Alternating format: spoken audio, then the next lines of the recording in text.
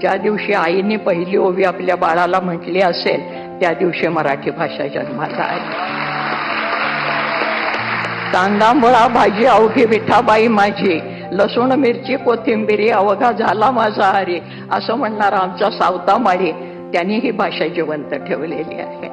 फार कशाला, जनाबाई मुक्ताबाई तर आपल्याला माहितीच आहेत की विठ्ठलाला आणि जनाबाई बरोबर दळायला लागला, कांडायला लागला, पाणी भरायला लागला.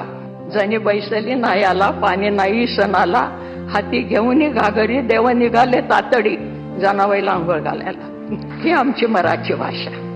या संतांच्या मध्ये अंत्यज म्हणजे ज्याला आज आपण बीसी आणि ओबीसी वगैरे म्हणतो, ही सगळी मंडळी त्याचे परमभक्त आहेत.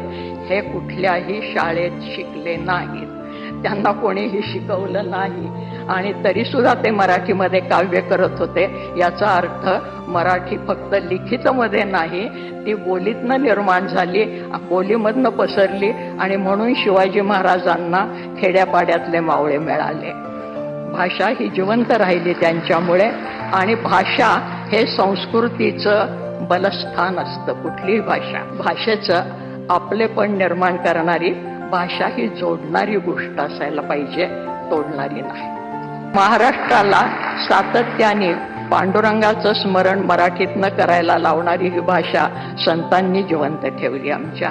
आणि आमच्या या संतांच्या मध्ये मुद्दाम आवर्जून सांगते की मराठी साहित्याचा उगम कुठे झाला, अमुक साली शाळा निघाली आणि माणसं शिकायला लागली, हे आमचं आधुनिक पांडित्य झालं की संतांनी शिवाजी महाराजांच्यासाठी भूमी निर्माण केली होती.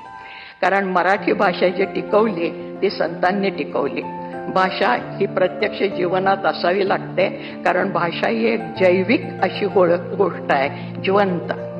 जर भाषा बोलली तर ती जिवंत राहते, नुसती पुस्तकातनं आणि ग्रंथातनं ती जिवंत राहत नाही. म्हणून भाषा ही जैविक आहे